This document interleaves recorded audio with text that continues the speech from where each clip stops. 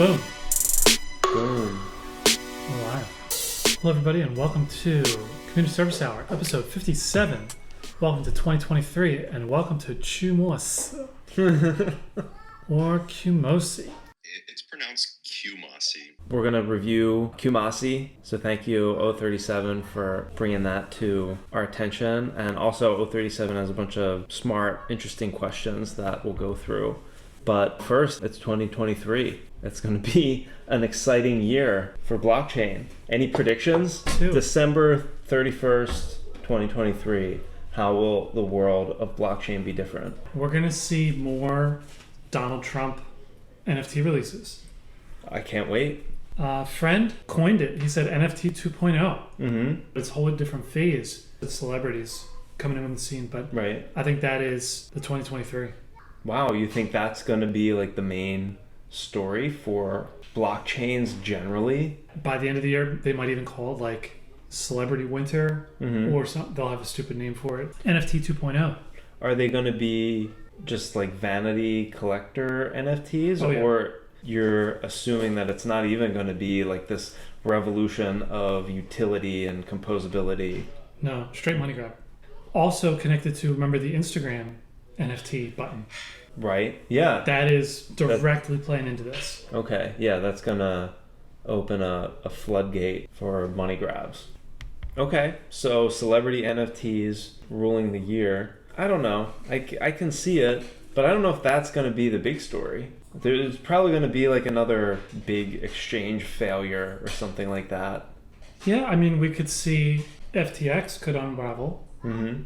The fallout of that right could wrap in more people than we currently know about. Mm-hmm. We could see Binance, Tron, other foreign exchanges blocked from the U.S. market. I still don't know if that's the story, though.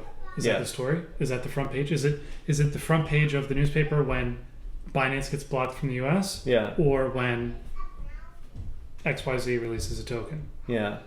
That's a good point. Well, probably the latter, just because it strikes a chord in more of a mainstream way.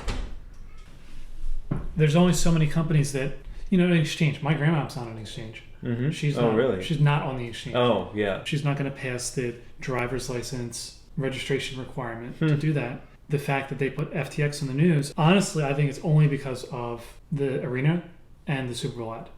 It's just because people have heard the name. Right. If Coinbase goes down, yes. Right. But I'm going to draw a wall around even Binance. Like, Binance is very big. Right, but kind of low-key. Yeah.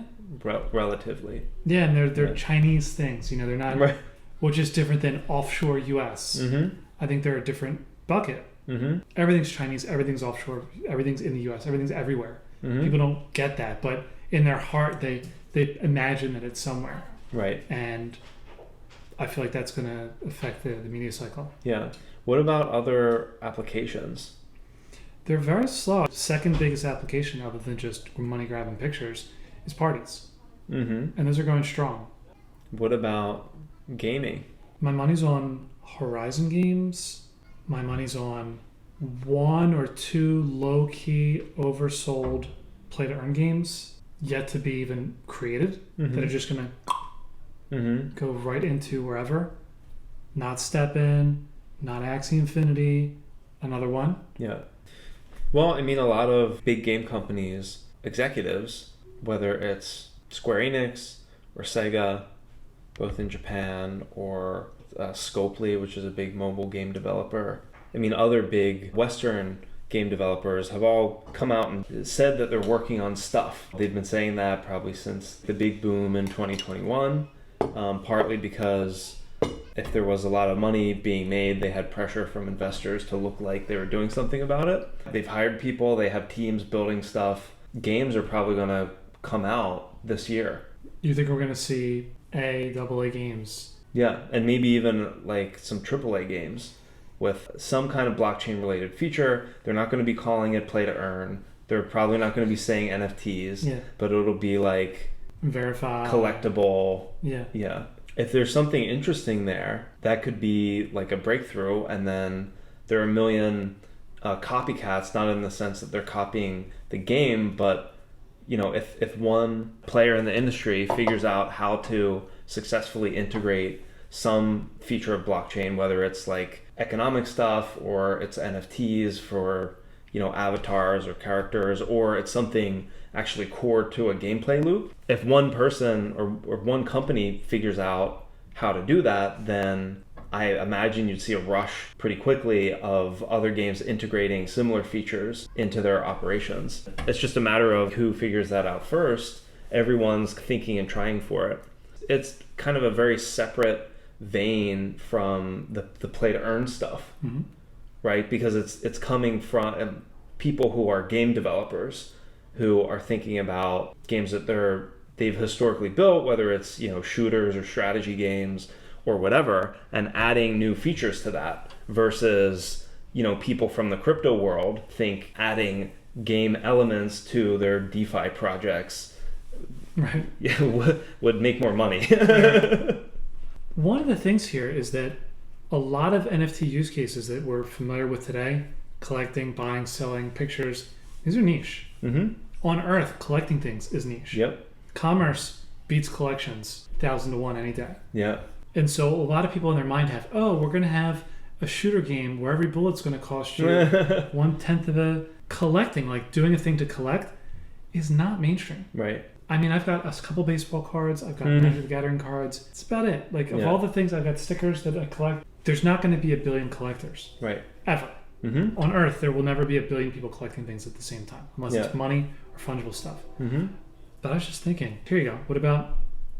What if we have a Warcraft 5 or whatever, and you've got raids, and there's a extremely large battle that requires 100 people to kill at once.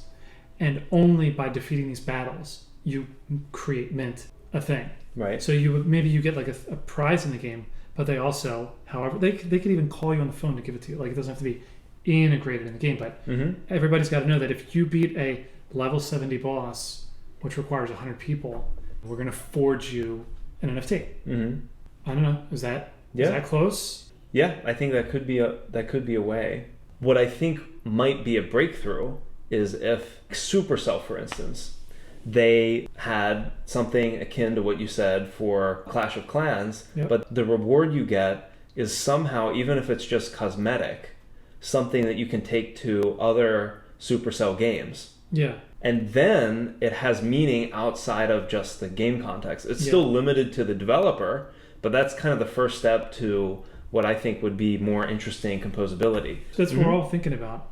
How about everybody in the room? Or what do you think is feasible by December 31st, 2023?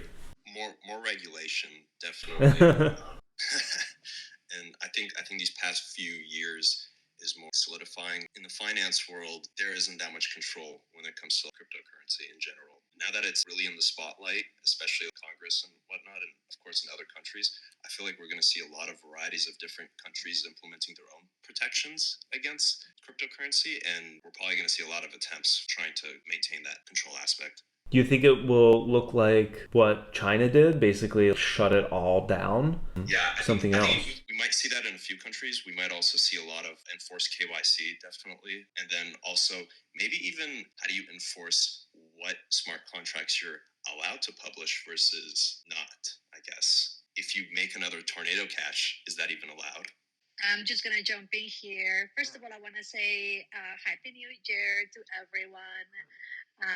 And my my predictions, I was going to say also more regulations. I think that the FTX case is accelerating that for the space. And I also think that Twitter Spaces is going to grow. I also think that more celebrities will be coming into the space. I feel like last year they kind of started to come in, and I feel like this year they're going to follow Trump's steps, and I think that we're going to be seeing more of that.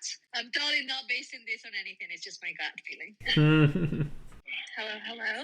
My hope and my prediction is that music NFTs are going to become a little more mainstream. I've been following some of the music NFT communities, and it's exciting to see collectible excitement and the support for smaller artists. It reminds me a little bit of getting an iTunes gift card when I was a kid and deciding which songs do I want to buy right now on this platform.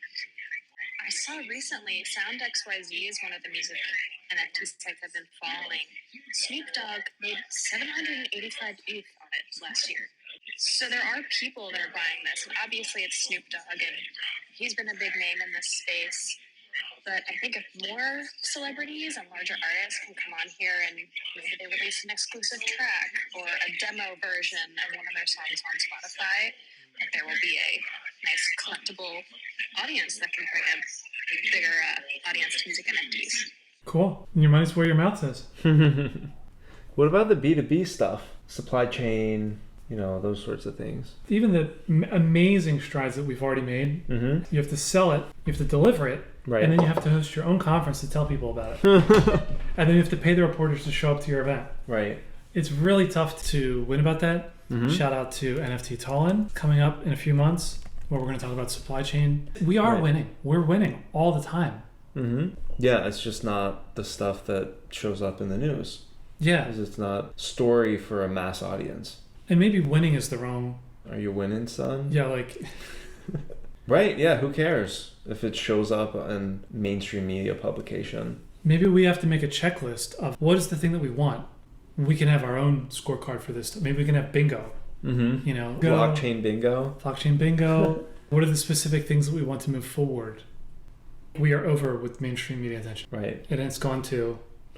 Oh, yeah, Chat GPT. Maybe we want to say thank you. Thank you to OpenAI for taking the news spotlight cycle off of crypto. Yeah. So we can build in peace and quiet. Yeah, that's the quote right there. ChatGPT really affects blockchain because blockchain has enjoyed, benefited from extreme amount of media attention, for better and worse. I mentioned it was one of Vitalik's contradictions. We have all the attention, it's giving us money, it's giving us the resources we need to execute the plan, but it's also pulling us away from our focus. Right. This is one of his contradictions. The contradiction's over. We have lost the media attention because the next thing came in. And that's going to be the story for a decade. Yeah.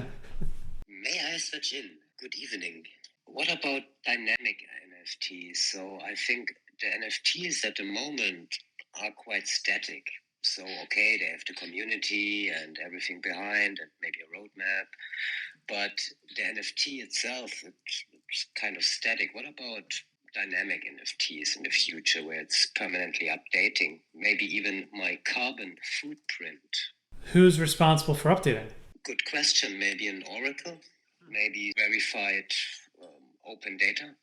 I would call that composability. So the NFT-ness of this thing has not changed, and the business case has. Well, okay, let's say business case. I plant a tree, and the trees really exist. So the NFT is connected dynamic thing. Yeah. Let me share a use case that's existing today and very similar. It's not in the carbon world, but it's in the live items world. Cattle. Cattle. Yep. So cattle are born. There's some traceability with cattle, specifically if you're doing age and source verification. And there's also some package labeling situations. No hormone. These already have NFTs. They're called branding. So in the United States, this is done at a state level. You have to pay tax per head of cattle. The state inspector comes over and they tag them, or they watch you tag them, and you pay a tax. Sometimes they're serialized. Sometimes they have numbers, which is more like which is an NFT. And sometimes they're not serialized. They use other techniques. They basically just care about getting the money. Serial numbers is the best way to get the money. So this happens today. Government cares because they want the taxes.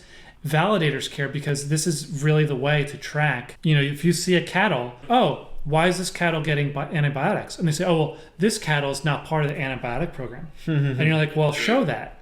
And you scan its ear and you're like, this is number 17. Number 17 is not part of that program.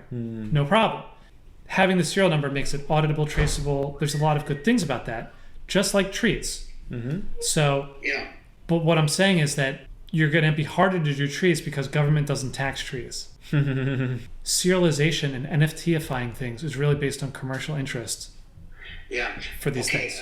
Example, cattle. Actually, I'm a vegetarian. It's it's kind of hard to imagine the supply chain of meat eating, but it could be happen also with, let's say, vertical planting salad, where I have some in a community access by an NFT to supply or something like that.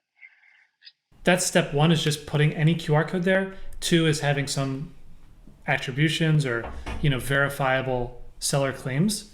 But the information's there. Again, because of the taxes, which is a major thing, it really drives this from happening. So you might feel like this whole industry is just old and not traceable and you can't connect things, but we're pretty close. We really have to do the advocacy as consumers that we want these things. Yeah, and when you create the first AI politician, please come back and let us know how it goes. Great. So should we do a little speed round to try to get to some of 037's questions? We're going to do it. Thank you for bringing this up. Let's start with these three questions because they're on my face. These are great. So question one, when deploying smart contracts with no hard controls, no centralized controls like freezing assets, how can we stay compliant with anti-money laundering laws and not face jail time like Tornado Cash Dev, Alexei Partsev, while also ensuring users trust us? There's a lot behind this question. The main thing that I want to tell you, I've read these cases. Oh, the actual language used? I'm actually not sure if the charges were ever finalized. I think he's just sitting in jail waiting. Whatever I've read about this and similar things like this, my understanding is that every time there's charges laid against people like Alexei, the charges are always something based on what they said and the marketing. And it's never about the product itself. The way you pitch your idea, essentially. Every time. Yeah. So if you're making a mixer and you're making something that takes Bitcoin in and does zero knowledge proofs, I have yet to see any indictment against somebody for creating a zero knowledge proof mixer. I've not seen that. I've seen indictments for a message that somebody has sent to a person that they know was laundering drug money and recommending them to use this technology to launder drug money, launder illegal drug money. Drugs are illegal. Launder illegal drug money through something like this. These are always, I've always seen it this way. I've never seen it based on the technology. That makes sense. Yep. But what does that imply about regulation of this stuff? Do you think that's just the current state of affairs because regulators don't know how to address the technology yet? Is that kind of the norm going forward, that it's actually just about how you're marketing this stuff?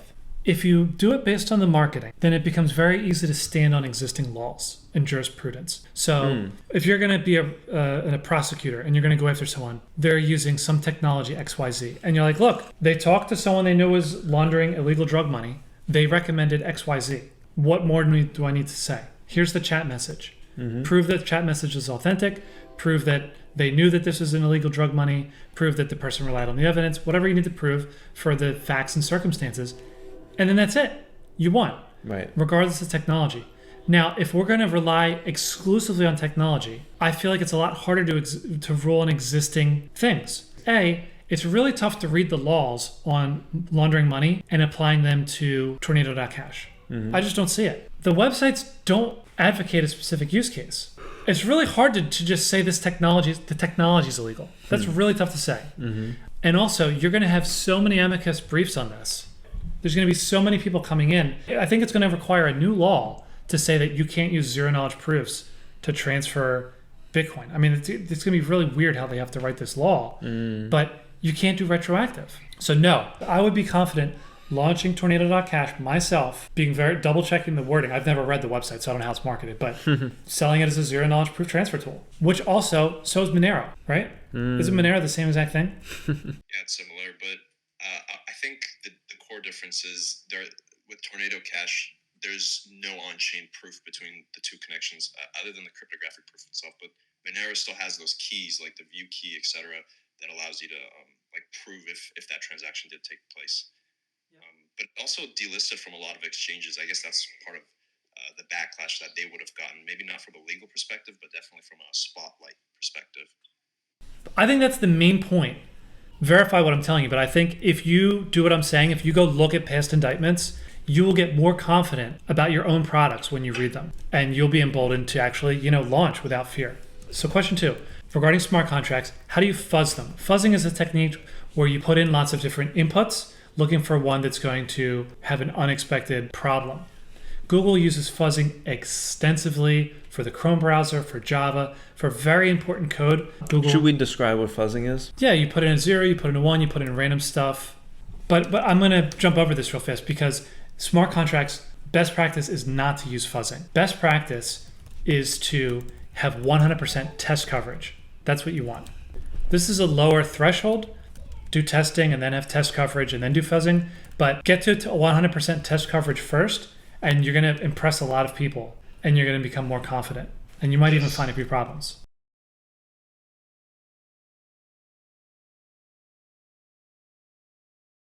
No. So you have to trust solidity. Yeah. Unless we're doing lower level stuff. All right, last question. Are there any ex post factos to pending future SEC regulations surrounding smart contract development? Could I get in trouble if I deploy something now and then SEC requires a control mechanism that doesn't exist? So this is in the US Constitution somewhere, that you can't do this. This has been from English common law. In general, we do not fear ex post factos. We just fear overzealous prosecutors that use the word wire fraud to just put anybody in jail for no reason. That's really what we're afraid of. But instead of the SEC, I would look at the CFTC right now. You can just call them on the phone. And so I actually sent a Freedom of Information Act request to CFTC asking for every one of those notes. I want to see every request, every business plan. It's pending. It's due today or tomorrow. So fingers crossed. I'm just farming business plans out of the regulators.